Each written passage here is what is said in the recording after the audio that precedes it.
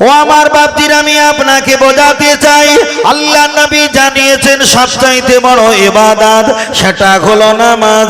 আপনাকে নামাজ পড়তে হবে। আল্লাহ নবী হাদিস শরীফে বললেন, আফদালুল ইবাদাত ইবাদাতি সালাত, সবচাইতে বড় ইবাদত সেটা হলো নামাজ। আপনাকে নামাজ পড়তে হবে, ইবাদত করতে হবে। তার একটাই কারণ হলো পৃথিবীর জমিনে নবীদের দিকে তাকাও, পীর ওলিদের দিকে তাকাও, সাহাবা আজমাইনদের দিকে তাকাও, ওনাদের নামাজ কাজা ছিল না। যদিও কাজা হয়ে যায়, নামাজটা তারা পড়েছিল। কিন্তু আমাদের সমাজে অনেকে 70 বছর, 65 বছর, 60 বছর, 40 বছর হয়ে গেছে, নামাজ পড়ার চিন্তা আমাদের নাই, চিন্তা আমাদের নাই। তবে আপনার কাছে বলছি বাবা, আল্লাহ নবী আমাদের জন্য এত সহজ সিস্টেম করে দিয়েছে। আপনার যদি টাকা না থাকে, হজ করা দরকার নাই। আপনার টাকা নাই, ফিতরা দেওয়ার প্রয়োজন নাই। আপনার টাকা নাই, যাকাত দেওয়ার প্রয়োজন নাই। আপনার টাকা নাই, কুরবানি দেওয়ার প্রয়োজন নাই। আপনার টাকা নাই, ফিতরা দেওয়ার প্রয়োজন নাই। আপনি ফিতরার মাল, যাকাতের মাল গরিব হলে আপনি নিতে পারেন, এগুলো আপনার দেওয়ার প্রয়োজন নাই। তবে জেনে রেখে দাও, পৃথিবীর জমিনে যতদিন বেঁচে আছেন, টাকা থাকুক আর নাই থাকুক, একটা পীরের ছেলে, তার প্রতি নামাজ যতটা ফরজ, আপনার প্রতি ততটা নামাজ ফরজ। আমার প্রতি যতটা নামাজ ফরজ, একটা ভ্যান চালক, তার প্রতি ততটাই নামাজ পড়া ফরজ। আপনাকে নামাজ পড়তে হবে। আগিয়ে চলে যাওয়া যাক। আপনার যদি শরীরটা সুস্থ থাকে, আপনি দাঁড়িয়ে নামাজ পড়তে পারেন। আপনার শরীরটা যদি অসুস্থ হয়, আপনি বসে নামাজ পড়তে পারেন। আপনার যদি শরীরটা ক্লান্ত হয়, আপনি পা গুটিয়ে নামাজ পড়েন। পা গুটালে পা ভাঙা কিংবা বেঁকা কিংবা প্যারালাইসিস কিংবা শিরটান, আপনার পা গুটালে যদি যন্ত্রণা বোধ হয়, ফুরফুরা দাদা পীর রহমাতুল্লাহ আলাইহির অনুমোদিত বসিরাট আল্লামা হুজুর বলেছেন, আল্লাহর কাবার দিকে পাটা লম্বা করে দাও। যে কাবার দিকে হরিকতি, আমলকি, বয়রা, অর্জুন, কালমেঘ, রজনী, বিমাল, তুলসী, শেখর, শান্তি, মুসাফি, দিলবাদ, চুটকি, রাকেশ, খৈনি, এমনি করে আল্লাহর কাবার দিকে থুতু ফেলা হারাম, চলবে না। ওই কাবার দিকে বসিরাট আল্লামা হুজুর বললেন, পাটা লম্বা করে দিয়ে নামাজ পড়ো। উজু করলে শরীরের রোগ যদি আরো বেশি বেড়ে যায়, তুমি তায়াম্মুম করে নাও। সেজদা দিলে মাথার যন্ত্রণা যদি বাড়ে, ইয়া রাফিউ ইয়াদাইহি, দুটো হাত উঁচু করে ওই হাতটার উপরে মাটি হিসাবে সেজদা দাও। তাও যদি ঝোঁকাতে না পারো, তুমি ইশারা সেজদা দাও। টাকা নেই, হজ করো না। টাকা নেই, যাকাত দিও না। টাকা নেই, কুরবানি দিও না। টাকা নেই, ফিতরা দিও না। টাকা নেই, দান করো না। কিন্তু টাকা থাকুক আর নাই থাকুক, মরণের যদি 5 মিনিট বাকি থাকে, আমি যে আল্লাহর গোলাম প্রমাণ করার জন্য আপনাকে নামাজ পড়তে হবে। কেন নবী বলেছেন, আসসালাতু মিরাজুল মুমিনিন, নামাজটাই হলো ইমানদারের জন্য আল্লাহ পাকের দিদার। জোরে বলেন সুবহানাল্লাহ। পড়তে হবে। এবার যদি বলেন হুজুর, অনেকে নামাজ পড়ে কিন্তু বদমাইশি কাজ করে, এর ভিতরে 3টে অপশন আছে। তার ভিতরে একটা অপশন হলো, যার ইবাদত কবুল হয়, পাপের কাজ কম হয়। যার ইবাদত কবুল হয় না, পাপের কাজ থেকে যায়। আর একটা হলো, যিনি হজ পাকে যাওয়ার আগে যতটা বদমাইশ ছিল, হজ থেকে ঘুরে এসে সেই বাঁদরামও তেমন রয়ে গেছে। তাহলে মনে করতে হবে, আল্লাহ এই বান্দার চুল পরিমাণ পরিবর্তন করিনি, মানে তার প্রতি রহমত বরকত কিছুই দেয়নি, মানে টোটাল হজের কিছুই কবুল হয়নি। যদি হতো আসার পরে হজ থেকে, তাহলে বাঁদরামো আর বদমাইশের প্রভাবটা কমতো। আল্লাহু আকবার। ও আমার জামান যুবকেরা চলেন আমি আপনাকে বোঝাতে চাই, লক্ষ্য করে দেখা যায় তাহলে নামাজের কথা বলছিলাম, এবার আমি আপনার কাছে আল্লাহর কোরআনের কথা বলছি। একটাবার হিসাব করে দেখো, এখানে আমরা বসেছি আপনার বাচ্চাকে কোলে করে নিয়ে, আমাদের ছোট ছোট বাচ্চারা অনেকে মাহফিলে আমাদের মুরব্বীরা চাচাজিরা বাপজিরা নিয়ে বসে, আমি তাদেরকে কখনো বসা নিষেধ করি না, অবশ্যই ভালো ভালো। তবে আপনার ছোট বাচ্চাকে এই জলসা মাহফিলে বসানো জায়েজ নয়, জায়েজ নয়। তবে যদি বসাও এটা ভালো ভালো, আপনার বাচ্চাকে নিয়ে মসজিদে নামাজ পড়তে যাও, খোদার কসম করে বলি আপনার মসজিদে বাচ্চাকে নিয়ে যাওয়াটা শরীয়তে কোনো জায়েজ নয়, কোনো জরুরি নয়। তবে নিয়ে যাওয়াটা অবশ্যই ভালো। আপনার বাচ্চার নামে আপনি কুরবানি দিয়েছেন, বাচ্চার নামে যদি কুরবানি না দাও কোনো সমস্যা নেই, যদি দাও ওটা ভালো। বাচ্চাকে নিয়ে হজ করতে চলে গেছো, বাচ্চার প্রতি এখন হজ অজিব ফরজ হয়নি, তবে নিয়ে গেছো ওটা ভালো। বাচ্চাকে ভোরের বেলা রাত 2টোর সময় ডেকে সেহরি খাবিয়েছো, সেহরি খাওয়া তার প্রতি এখন জায়েজ নয়, জরুরি নয়, খাবিয়েছেন ওটা ভালো। বাচ্চাকে বেলা 1টা পর্যন্ত না খাবিয়ে রোজা রাখার চেষ্টা করিয়েছো কিংবা রোজা রেখেছে, আমি বলছি ওটা বাচ্চার প্রতি জায়েজ নয়, তবে করিয়েছেন অবশ্যই ভালো। সমাজে একটা নিয়ম, আমি লেখাপড়া করে চাকরি করছি 2 ঘন্টা, আপনাদের কাছে ইমাম সাহেব হুজুর তিনিও লেখাপড়া করে মসজিদের মেম্বারে দাঁড়িয়ে চাকরি করে, তাহলে আগে লেখাপড়া তারপরে চাকরি, আগে লেখাপড়া তারপরে চাকরি। কিন্তু টোটাল সমাজের দিকে একটা বার তাকিয়ে দেখো, নামাজটা হলো আল্লাহর চাকরি, রোজা হলো চাকরি, হজ হলো চাকরি। বান্দা যে চাকরি করবে, বান্দা তো লেখাপড়া জানে না, আল্লাহর কোরআন জানে না।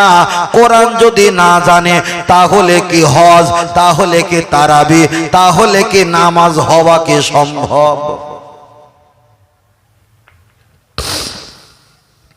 ধর্ম করার আগে লেখাপড়া করতে হবে।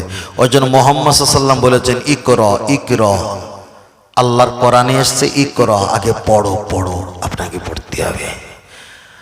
বাংলায় আমাদের ভারতবর্ষের একটা সিস্টেম হলো আগে লেখা তারপর পড়া, এটা ভুল হবে। আগে পড়া তারপরে লেখা, মানে পরের জমি দলিল করে নেওয়ার আগে, পরের জমিটা কেনার আগে আগে তুমি দলিলটা পড়ো পড়ো, ওটা তার না ওর, তার না ওর। এই পড়া যদি জানো তাহলে ওই জায়গাটা যাওয়াটা সঠিক জায়গা যেতে পারবে। আর যদি আগে না পড়ো, যদি শুধু লেখো, ওই চাঁদে আর সূর্য চলে যাবে, সর্বনাশ। ওই জন্য বলা হয়েছে পড়ো, নামাজ লেখো না, নামাজ পড়ো, কোরআন পড়ো। আল্লাহ ও আমার বাপজিরা চলেন আমি আপনাকে বোঝাতে চেয়েছি, লক্ষ্য করে দেখা যায় নামাজের কথা আমি বলছিলাম। এবার একটাবার আমি আপনার কাছে বলছি, ফাল্গুন মাসের 28 তারিখে কম বেশি আমাদের কাছে রমজান চলে আসবে। এবার বলেন, কেউ যদি মুসাফির হালাতে, ধরে নেন আমি চলে এসেছি সন্দেশখালী থানা থেকে এই পর্যন্ত, সাপোজ আমি আপনাকে বললাম আমি মুসাফির হালাতে এশার নামাজ কয় রাকাত পড়তে হয়, এশার নামাজ 4 রাকাত পড়তে হবে। আলি মুসাফির হালাতে যদি হয় ওই এশার নামাজ আপনাকে 2 রাকাত পড়তে হবে। আমি আপনাকে বলছি আল্লাহর নবী জানিয়েছেন সবচাইতে বড় ইবাদত সেটা হলো নামাজ। যে নামাজটা নবী আমার মিরাজে গিয়ে আল্লাহর কাছ থেকে নামাজটা নিয়েছিলেন, ওই নামাজটা যদি আল্লাহর দিদার হয়, ওই নামাজটা যদি আল্লাহর মিরাজ হয়, ওই নামাজটা যদি পৃথিবীর সবচাইতে বড় ইবাদত হয়। একটা মুসাফির ব্যক্তি উনি যদি মুসাফির হালাত হয়ে যায়, এশার নামাজ, জোহরের নামাজ, আসরের নামাজ 4 রাকাতের জায়গায় তাকে 2 রাকাত পড়তে হয়। এখন বর্তমান সময় একটা ফতোয়া জারি হয়েছে, কলকাতা ধর্মতলায় 13টা রোজা চলছে। আমি গিয়েছিলাম কোনো একটা কারণে, মাথায় পাগড়ি পরে, বড় বড় দাড়ি রেখে, সাদা পাঞ্জাবি পরে হুজুরগুলো পর্দা টেনে দিয়ে সেখানে খাওয়া দাওয়া করছে। আমার সঙ্গে যিনি ছিলেন সাধারণ ছেলে বললেন, হুজুর এতগুলো আলেম জোহরের নামাজ পড়ে খাচ্ছে, এরা কি রোজা রাখে না, এটা কি হালাল? আমি বললাম অবশ্যই হালাল খাচ্ছে, এরা হারাম খায় না। বলল কেমন হারাম কেমন হালাল খায়, জবাব দাও। আমি বললাম এরা যারা এসেছে, কেউ দুবাই থেকে কলকাতায় ব্যবসা করতে এসেছে, কেউ দেখা যায় আসাম থেকে এসেছে, গুয়াহাটি এসেছে, শিলচর থেকে এসেছে, মুর্শিদাবাদ থেকে এসেছে, বিভিন্ন জায়গা থেকে মানুষেরা কলকাতা সিটি জায়গায় ব্যবসা করার জন্য এসেছে। এরা ব্যবসার জন্য চলে যাবে, আবার এসেছে আবার চলে যাবে। তবে এরা কোনো কারণে কষ্টে পড়ে গেছে। মুসাফির, আল্লাহ নবী জানিয়েছেন মুসাফির হালাতে 4 রাকাতের জায়গায় 2 রাকাত নামাজ পড়বে। আর কোন ব্যক্তি যদি মুসাফির হালাতে রোজাটা যদি রাখে, ইনশিতা ফাসম, কষ্ট যদি না হয়, মুসাফির হালাতে রোজাটা রেখে দাও। ও ইনশিতা ফাকতুর, তবে তুমি মুসাফির অনেক মালপত্র কিনেছো, মাথায় নিয়ে গাড়িতে তুলতে কষ্ট হবে, তুমি ক্ষতি হলে তোমার বাড়ির গোটা পরিবার ক্ষতি হয়ে যাবে। আল্লাহ নবী বলেছেন আইন সীতা ফাকতুর, তোমার রোজা রাখা যদি কষ্ট হয়ে যায়, রোজাটা ডিলিট করলে মুসাফির হালাতে কোনো ক্ষতি নাই। বলুন সুবহানাল্লাহ। এবার কেউ যখন মশলাটা না জানবে, মোবাইলের সামনে ক্যামেরা পিছনে ক্যামেরা ফটো তুলে বলছে দেখো হুজুরগুলো কি খাওয়া খাচ্ছে। ওই জন্য বলেছি চাকরি করার আগে লেখাপড়া করা দরকার, নামাজ পড়ার আগে কোরআন পড়া দরকার, আনা তো ওই চাকরি একটাও হবে না। ও আমার মুরব্বীরা, আমার বাবাজিরা, দাদু ভাইরা, চলেন আর একটা বার এগিয়ে যাওয়া যাক। আমি বলতে বলতে অনেকটা বলে ফেলেছিলাম, চলেন আপনার কাছে আর একটা বলছি। আমাদের সময় নামাজের কথা বলবো, তার আগে একটা বার ঘুরে আসি। আমাদের মায়েদের বছরে নয় মাসে মাসে একটা ঋতুবতী হয়। ঋতুবতী হওয়ার কারণে রোজা ইফতার খুলতে বাকি আছে মাত্র 5 মিনিট কিংবা 10 মিনিট, হঠাৎ করে তাদের ঋতুবতীর অপশনটা চলে আসে। মনটা বড় খারাপ লাগে, কিছু করার নেই। আল্লাহ যাতে রাজি, বান্দা বান্দি, ফারেস্তা, নবী, আম্বিয়া তাতে রাজি হওয়া ইমানি কাজ। লক্ষ্য করে দেখা যায় মায়েদের যদি এমন যদি সমস্যা হয়, ওরা কোরআন পড়তে পারবে না, ওরা নামাজ পড়তে পারবে না, ওরা রোজা রাখতে পারবে না। তবে কোন ঐতিহাসিকরা বলেছেন যদি একটা মহিলা শিক্ষিকা হয়, বাচ্চাদের যদি কোরআন পড়ানো শিক্ষিকা হয়, আল্লাহর কোরআনে হাত দিতে পারবে না। বেসিনজের বিষ, মিম লামজের মিল, লাম খাড়া যাবার লা, হে রজের হির, রহে যাবার র, মিম খাড়া যাবার মা, নুন রজের নির, র যাবার র, হে ইয়াজরি, মিম জের মি, बिस्मिल्लाहिर रहमानिर रहीम। अल्लाह के नाम से शुरू करता हो जो बड़ा मेहरबान निहात रहम वाला है। এই বাচ্চাদের পড়ানোর জন্য নাপাক হালাতে বিসমিল্লাহির রহমানির রহিম টোটাল আয়াতটা টানা বলতে পারবে না, বানান করে বলে দিতে পারবে। কিন্তু হানাফি মাযহাবের মাসলা হলো আল্লাহর কোরআন জানিয়ে দিয়েছে লা ইয়ামাসসুহু ইল্লাল মুতাহহারুন, অপবিত্র অবস্থায় আল্লাহর কোরআন স্পষ্ট করা যাবে না। তবে জেনে রেখে দাও, আপনার ওযু নাই আপনি ওয়াজ করতে পারেন, আপনার ওযু নাই আপনি ওয়াজ শুনতে পারেন, আপনার ওযু নাই মসজিদে আজান দিতে পারেন। তবে আগামীকাল একথা বলবেন না সুন্দরবনের হুজুর বলে গেছে বিনা ওযুতে আজান দিতে হবে, বিনা ওযুতে ওয়াজ শুনতে হবে, এটা আমি বলছি না। আপনার যদি ওযু না থাকে ওয়াজ নসিহত করতে পারেন, আপনার ওযু নাই মসজিদে আজান দিতে পারেন, আপনার ওযু নাই আপনি কবর জিয়ারত করতে পারেন, আপনার ওযু নাই ছাগল বকরি দুম্বা মহি জবাই করতে পারেন, আপনার ওযু নাই সালামে কিয়াম পড়তে পারেন, আপনার ওযু নাই আপনি কলেমা জিকির করতে পারেন, আপনার ওযু নাই আপনি তাবিজ লিখতে পারেন, আপনার ওযু নাই সেহরি খেতে পারেন, আপনার ওযু নাই ইফতার খেতে পারেন, আপনার ওযু নাই মানুষকে সালাম দিতে পারেন। কিন্তু আপনার ওযু যদি না থাকে আল্লাহর কোরআন তেলাওয়াত করতে পারবে। আল্লাহর নবী জানিয়েছে মান কোরআল কোরআনা হারফান ফালাহু আশরু হাসানা, একটা করে কোরআনের অক্ষর পাঠ করলে 10টা করে নেকি হয়। তাহলে পৃথিবীর জমিনে 99% কিংবা 90% বিনা ওযুতে ইবাদত করা যেতে পারে, কিন্তু সবচাইতে বড় ইবাদত ওযু থাকা সত্ত্বেও যদি একটু সন্দেহ হয়, হানাফির মাসলা হলো সন্দেহযুক্ত ওযু নিয়ে নামাজ পড়া যাবে না। ঐতিহাসিকরা বর্ণনা করেছেন কেউ যদি বিনা ওযুতে নামাজ পড়ে, নামাজকে অপমান করা হয়। এই উদ্দেশ্য যদি থাকে, বিনা ওযুতে নামাজ পড়লে বেঈমান আর কাফের হয়ে যায়।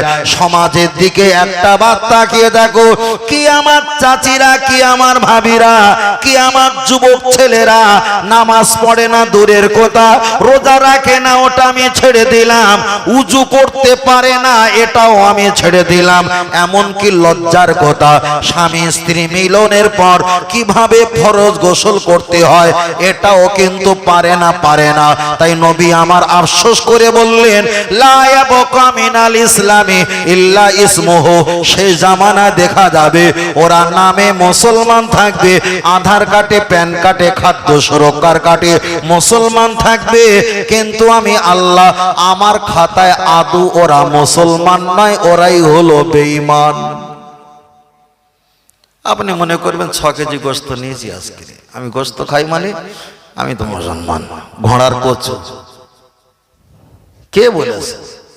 এমন কিছু মশলা আছে, আমি সেই মশলাগুলো যদি আপনার প্রতি রিয়াকশন শুরু করি, মশলা অনুযায়ী ঈমান নেই। কিন্তু আমরা এত বলিনি কেন? কে তর্ক করবে, কে চাপাচাপি করবে, কে মতানৈক্য জড়ায়? ভাই তোমার কাজ তুমি কর, আমার কাজ আমি করি, বুঝলেন না? খুব সমস্যা। যদি কোনো স্বামী আর স্ত্রী ঝগড়া করে, ঝগড়া করতে করতে স্ত্রীকে বলেই ফেললো স্বামী, আল্লাহ নারী জাতের কাছে পারে না, আমি তোমার কাছে কি করে পারবো, ব্যক্তিটা কাফের। ইন্নাল্লাহা আলা কুল্লি শাইইন কাদির। আল্লাহ সর্বশক্তিমান। একদিকে বলি আল্লাহু আকবার, जिसका मतलब ऐसी है আল্লাহ সবচেয়ে বড়, আল্লাহ সবচেয়ে মহান, সবচেয়ে বড়। আমরা বড় বলি কোন দিক দিয়ে? আল্লাহ শক্তির দিক দিয়ে, হুকুমের দিক দিয়ে, পাওয়ারের দিক দিয়ে বড়। অপর হাদিসে এসে আল্লাহর কুদরতি পা যদি 7 তবক আসমান জমিনে রাখা হয়, একটা নারী গরুর খোঁটা যেমন পা দিয়ে মাটির তলায় ঢুকিয়ে দিতে পারে, আল্লাহর কাছে আসমান আর জমিন পায়ের কাছে এতটা খোঁটার মতো।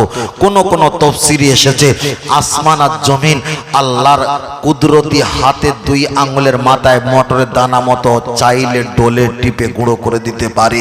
এই জন্য বলি আল্লাহু আকবার। আল্লাহ শক্তির দিক দিয়ে মহান, আল্লাহ হলো সর্বকালের জন্য মহান। বলো সুবহানাল্লাহ। আল্লাহ বক্তব্য করব কার কাছে? সমাজে লোক পাইনি, ওই জন্য ভেলিগুড়ের পানি বেশিরভাগ দেওয়া হয়, রোগীও মরে না, রোগীর রোগও পরিবর্তন হয় না, ব্যবসাটা আজীবন চলে।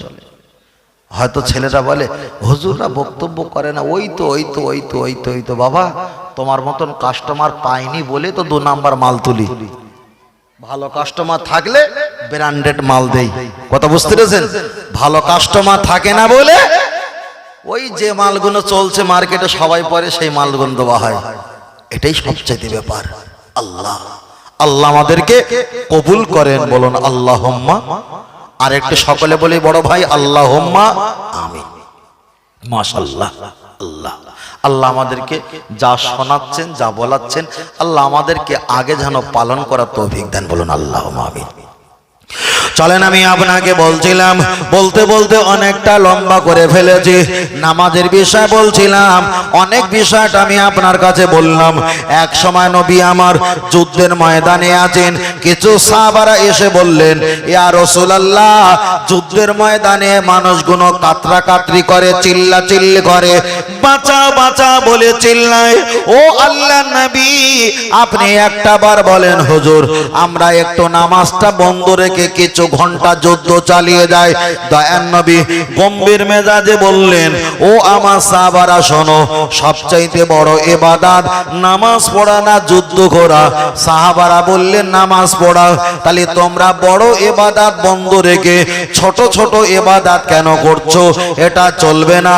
কেন? আল্লাহ মেরাজের রাত্রি আমার হাতে যুদ্ধ দেয়নি, আমার হাতে দিয়েছিল নামাজ। জোরে বলেন সুবহানাল্লাহ। আমি এবার আপনার কাছে এবার একটা কথা ঘুরিয়ে বলবো।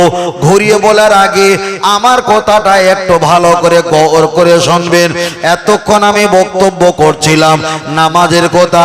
আমি চাইলে হজের কথা বলতে পারতাম, কেন হজ তো বছরে একবার, ওই দোকানে আমি যেতে চাইনি।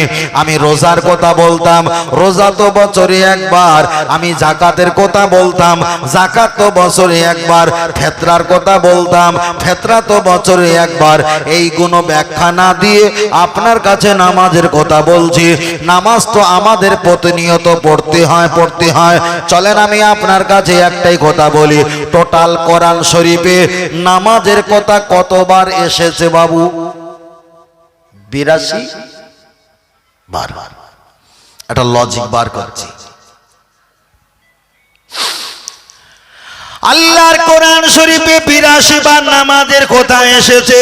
তাই তামাম বেশিরভাগ আলেমগুলো, তামাম বেশিরভাগ পৃথিবীতে আলেম সমাজগুলো, বেশিরভাগ আলেম হুজুর, আলেম মাওলানা হুজুর গুলো নামাজের ওয়াজ করে। ওরা বলে নামাজ বড় ইবাদত, নামাজের ওয়াজ করা হয়। কেন? কোরআনে তো 82 বার আল্লাহ নামাজের কথা বলেছে, ওই জন্য নামাজের কথা ওয়াজ করতে হয়। আমরাও নামাজের কথা ওয়াজ করি। তবে এই নয় যে বিয়ে বাড়িতে গিয়ে আমরা বাড়ির পরিবারকে ভুলে যাই, এটা নয়। নামাজের কথা আল্লাহর কোরআনে এসেছে 82 বার, ওই জন্য নামাজের কথা সর্বসময় বলা হয়। কিন্তু আল্লাহর বান্দা ভুলে গেলে হবে না, যে কোরআনে 82 বার নামাজের কথা এসেছে, ওই কোরআনে 281 বার আমার আপনার নবীর প্রশংসার কথা এসেছে। তাহলে আপনি যদি 10টা মিনিট নামাজের কথা বলো আর 10টা মিনিট 281 বার যে নবীর প্রশংসার কথা এসেছে আপনি যদি না বলো, তাহলে হক কিন্তু আদায় হবে না। আল্লাহ নবী বললেন, বালঘমিও সাল্লো না, সেই জামানায় নামাজ পড়বে, ওয়াসুবু না, ওরা রোজা রাখবে, ওয়াহুদ্দু না, ওরা হজ করবে। আনা বারিউম মিনহুম, অঘম বারিউ না মিন্নি। তবে হাসরের ময়দানে ওরা আমার কাছে আসবে না, আমি রাসূল ওদের কাছে যাব না। আল্লাহ নবীকে জিজ্ঞাসা করলেন, ফামাদাল ইয়া রাসূলুল্লাহ, কারণটা কি? কারণটা কি? আল্লাহ নবী বললেন, ওদের ভিতরে সব ছিল কিন্তু ছিলাম না আমি, যার কারণে হাসরের ময়দানে আমি রাসূল ওদের শাফাআতকারী হতে পারবো না। ও আমার বাপজিরা, খুব ভালো করে খেয়াল করে দেখবেন। আপনি নামাজ পড়বেন, আলহামদুলিল্লাহ ভালো, নামাজটা দিয়েছেন আল্লাহ, নিয়ে এসেছেন আমার আপনার নবী। তাহলে নবীকে আমরা একটা বার প্রশংসা যদি না করি, এটা কিন্তু বেইনসাফি হয়ে যাবে। নবী ঈসা আলাইহিস সালাম, অবাশারাত ঈসা মুবাশশিরাম বিরাসূলিয়াতি মিন বাদিহি ইসমুহু আহমদ।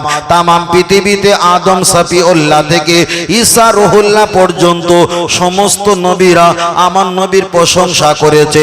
তামাম ফারেশতারা নবীর প্রতি দরুদ সালাম পড়ে প্রশংসা করে।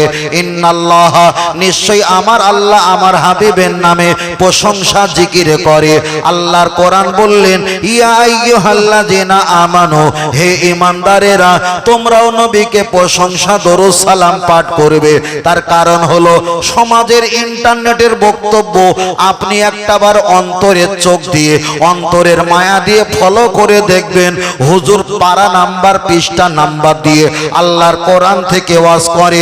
আপনি কি জানেন, একটা যারা মদ খায়, ওই মদখোরের স্ত্রী কোরআন পড়তে পারে। যিনি ভ্যান চালায়, ওনার মেয়ে আল্লাহর কোরআন পড়তে পারে। যিনি চুল্লু খায়, ওনার মেয়ে কোরআন পড়তে পারে। একটা কোরআন শিখতে গেলে 3 মাস সময় যায়। যায় আর পারা নাম্বার পৃষ্ঠা নাম্বার বক্তব্য যখন করা হয় একটা সপ্তাহে 10টা পারা পৃষ্ঠা নাম্বার মুখস্থ করলে পরের সপ্তাহ 10টা মুখস্থ করলে 4 সপ্তাহ হয়ে গেল 40টা। এমন করে 40টা কোরআনের আয়াত পারা দিয়ে ব্যাখ্যা করে মানুষকে বোঝানো হয়। আমি আপনার কাছে বলছি সর্বপ্রথম এসেছে কে? নামাজ নবী এসেছে না কোরআন এসেছে? আগে নবী এসেছে তারপরে কোরআন এসেছে। আগে নামাজ এসেছে না নবী এসেছে? আগে নবী এসেছে তারপরে নামাজ এসেছে। তাহলে যে হুজুর আলেম বক্তা আলেম ওলামা নামাজ ধরলো রোজা ধরলো, নামাজ রোজার আগে যে নবী এসেছে তাকে ধরলো না। নবী তো তাদের বিপক্ষে বলেছে হাসরের ময়দানে ওরা আমার হবে না, আমি রসুল ওদের হব না। বালঘুমিও সল্লো না নামাজ ছিল, অয়া শোবো না রোজা ছিল, অয়া হুদ্দ না জাকাত ছিল, কিন্তু আমি রসুল ওদের ভিতরে ছিলাম। এবার পারা নাম্বার পৃষ্ঠা দিয়ে ওয়াজ নসিহত করেছে। ছেলেটা বলছে আমার হুজুর কোরআনের বাইরে ওয়াজ করেনি, আইলি ঘোড়ার কচু করেছে, ভেলিগুড়ের পানি দিয়েছে, রোগীও মরবে না, রোগও সারবে না, মাল প্রোডাক্ট বিক্রি হবে সারা জীবন। অনেক জায়গা দেখেছি কোরআন শিখতে গেলে 3 মাস সময় যায়, হাদিসের ইবারাত আর হাদিস শিখতে গেলে 13 থেকে 14 বছর সময় যায়। 3টে হাদিস পড়ে 2 ঘন্টা ওয়াজ করা যতটা টাফ, 40টা কোরআনের আয়াত পড়ে ওয়াজ করা অতটা টাফ নয়। সাপোজ আপনারা কোরআনের আয়াত অনেক মুখস্থ করেছেন, যে কমন হাদিসগুলো সে হাদিসগুলো মুখস্থ করেছেন। ভাই সত্যিকারী ভাই প্রয়োজন মাফিক কোরআন দিয়ে ফায়সালা করা যায় না। একজন তাফসিরুল কোরআন, নাম বলছিনি, তাফসিরুল কোরআন, তিনি বড় ব্যাখ্যাকারী, বিশাল কোরআনের পারা পৃষ্ঠা দিয়ে ওয়াজ করে, যার ওয়াজ নকল করে আর 10টা বক্তাগুলো তাদেরই মতো পারা পৃষ্ঠা দেওয়া শুরু করেছে। তাকে স্টেজে জিজ্ঞাসা করেছে হুজুর নামাজে সূরা ফাতিহা, নামাজ এই ইমামের পিছনে সূরা ফাতিহা না পড়লে নামাজ হবে কিনা একটু ব্যাখ্যা দেবে? তাফসিরুল কোরআন তখন বলছে আমরা যেটা করে আসছি সেটা করব, কে কি বললো না বললো ওটা আমরা কান দেবো না, শেষ। কই এখানে তো পারা পৃষ্ঠারে কোনো নাম আসলো না কেন? তাহলে ভাবতে হবে মুখস্থ বিদ্যে ওটাই ছিল, এখানে আর মুখস্থ বিদ্যে নেই বলে ঠিক কাজে লাগাতে পারিনি। পারা পৃষ্ঠা থেকে নেই, এখানে কোনো হাদিসের পৃষ্ঠার নাম্বার নেই, কিচ্ছু নেই। বড় পীর সাহেব রহমাতুল্লাহ আলাইহি যখন কাবা শরীফে হজ করতে চলে গেলেন, ইমাম আউজাই রহমাতুল্লাহ আলাইহি উনিও হজ করতে চলে গেলেন। বড় পীর সাহেব রহমাতুল্লাহ আলাইহির সঙ্গে দেখা, হুজুরকে জিজ্ঞাসা করছেন, ইমাম আউজাই জিজ্ঞাসা করছে যে আব্দুল কাদের জিলানী আপনি বলেছেন যে ইমামের পিছনে সূরা ফাতিহা পড়তে হবে না, আপনি জানেন না লা সালাতা ইল্লা বিফাতিহাতিল কিতাব আও কামা ক্বালা আলাইহিস সালাম, বুখারীতে এসেছে যে ইমামের পিছনে সূরা ফাতিহা পড়তে হবে। বড় পীর সাহেব বলছে না পড়তে হবে না, আউজাইর বলছে পড়তে হবে। বড় পীর সাহেব বলল তাহলে কাবা তওয়াফ করাটা বন্ধ থাক, তোমার সঙ্গে আমার এই হাদিসটা নিয়ে বোঝাপড়া করা যাক। বোঝাপড়া করার জন্য কাবা থেকে কিছু অংশ বাবুল লমামা, বাবুল ফাতা, বাবুল কোরাইশ, বাবুল জিবরিল, বাবুল জমজম, বাবুল এক একটা দরজার গেটের নাম আছে, ঠিক গেটের একটা সাইডে দাঁড়িয়ে বড় পীর সাহেব রহমাতুল্লাহ দাঁড়িয়ে গেল একা, আর ইমাম আউজাই রহমাতুল্লাহ আলাইহি দাঁড়িয়ে গেল 32 জনকে নিয়ে। কতজনকে নিয়ে? 32 জনকে। ইমাম আজম আবু হানিফা হুজুর একা, ওনার সঙ্গভঙ্গরা তখন তোয়াব করছে। তা জিজ্ঞেস করলো ইমামের পিছনে সূরা ফাতিহা পড়তে হবে না, আউজাইর বলছে পড়তে হবে, বড় পীর সাহেব বলছে পড়তে হবে, দলিল কি? উনি যখন বলছে হাদিসটা এসছে দলিল এটা, বড় পীর সাহেব বলল এখানে কি বলা হয়েছে যে ইমামের পিছনে পড়তে হবে? এই এখানে কি বলা হয়েছে যে সর্বসময় পড়তে হবে? বলছে না তা নেই, বললো ওটা ইমামের জন্য। অনেক ঠেলাকলা হওয়ার পর বড় পীর সাহেব বলল তোমরা কয়জনা? বললো আমরা 32 জনা। বড় পীর সাহেব হুজুর বলল আমি একা। তোমরা 32 জন কথা বললে আমি পারবো না, অতএব তোমাদের 32 জনের ভিতরে একটা লিডার ইমাম বানাও, আর 31 জন আলাদা, আর ইমাম থাকবে আলাদা। ওই ইমাম কথা বলবে, ওনার কথা বলাটা 31 জনের কথা বলা হবে, উনি যদি জিতে যায় 32 জন 31 জন জেতা হয়ে যাবে, ঠিক না বেটি? উনি যদি হেরে যায় 31 32 জন হেরে যাওয়া হয়ে যাবে। ইমাম আউজাইর বলল, খুব ভালো বুদ্ধি দিয়ে তাই হোক। বড় পীর সাহেব বলছেন, ইমাম আউজাইর তুমি নেতা, তুমি ইমাম? বলছে হ্যাঁ। তোমার সঙ্গে কথা বলা মানে 31 জনের সঙ্গে কথা বলা? বলছে হ্যাঁ। তুমি হেরে যাওয়া মানে 31 জনকে হারিয়ে দেওয়া? বলছে হ্যাঁ। তুমি জিতে যাওয়া মানে 31 জন জিতে যাওয়া? বলছে হ্যাঁ। বলে এটাই যদি হয়ে থাকে, তুমি ইমাম, তুমি বলা মানে যদি ওদের বলা হয়, তুমি জিতে যাওয়া যদি তোমার 31 জনকে যদি জিতে যাওয়া হয়, তোমাকে ইমাম বানিয়েছে, তুমি যেটা বলবে সেটা বলা যদি ওদের বলা হয়, হানাফি মাযহাবের মাসলা হলো ইমাম যদি সূরা ফাতিহা পড়ে, পিছনে যদি 32 লক্ষ মানুষ যদি দাঁড়িয়ে দেয়, ইমামের সূরা ফাতিহা মানে পিছনের মুসল্লি সূরা ফাতিহা পড়া। সুবহানাল্লাহ, এটাই হলো। কিন্তু আমি বারবার বলছি, হাদিস শরীফে এসেছে ইমামের পিছনে সূরা ফাতিহা পড়তে হবে, এমন কোনো হাদিস নেই। তবে সূরা ফাতিহা ছাড়া নামাজ হবে না, হাদিসটা এসেছে, খুব ভালো করে বুঝবেন। কিন্তু ইমামের পিছনে পড়তে হবে এমন কোনো হাদিস নেই। একজনকে বলছিল, হুজুর মাটি দেওয়ার দোয়া কি? তাই বললাম, বলছে হুজুর ভিডিওটা শোনেন। যে ছেলেটার ভিডিওটা আমাকে শোনালো, দাড়িটা মাশাআল্লাহ লম্বা দাড়ি আছে, মুখটা লম্বা, একটু হালকা মরিচিক আমার মতন রং, উনি যে বিসমিল্লাহির রহমানির রহিম বলে মিনহা খলাকনাকুম বলছে, এই কোরআনের আয়াতে মাখরাজের জ্ঞান নেই, অন্তত 6টা থেকে 7টা আক্ষরিক ভুল। কেন একটা শিয়াল ডাকলে আর 5টা শিয়াল ওই ডাকা মুখস্থ করে তারা ওই সুরে ডাকাটাকি করে, আদৌ কিন্তু ভালো করে পড়তে পারে না।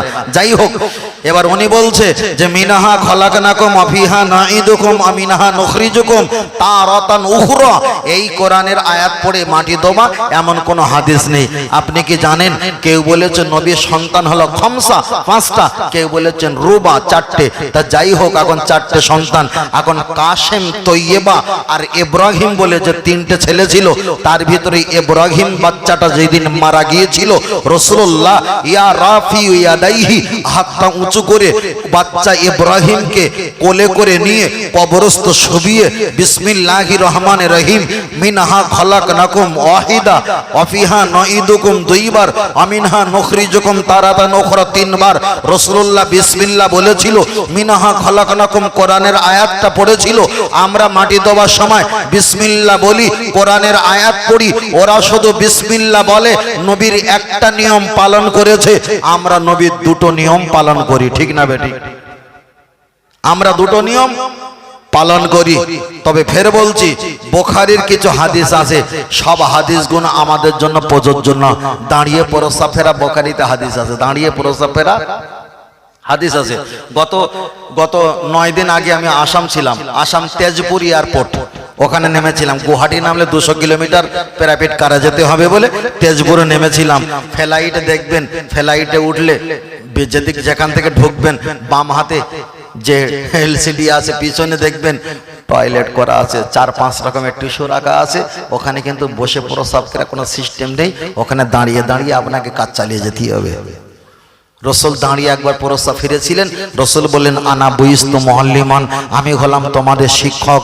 তবে শিক্ষক আমাদের শিখিয়ে গেছে পরিস্থিতির উপরে নির্ভর করে দাঁড়িয়ে প্রস্রাব করা জায়েজ, কিন্তু ওটা সর্বসময় জায়েজ নয়।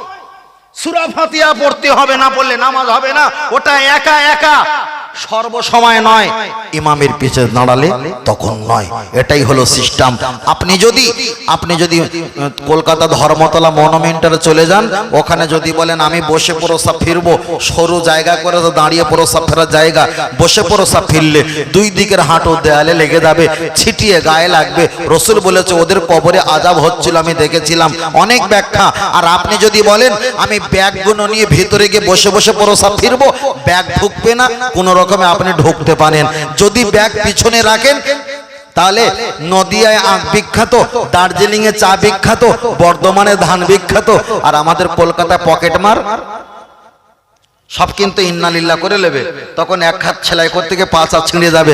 ওই জন্য রাসূল বলেছে স্থানকাল পরিস্থিতি হিসাবে দাঁড়িয়ে প্রস্রাব ফেরা জায়েজ, ওটা সর্বসময় জায়েজ নয়, পরিস্থিতির উপরে জায়েজ। আল্লাহু আকবার।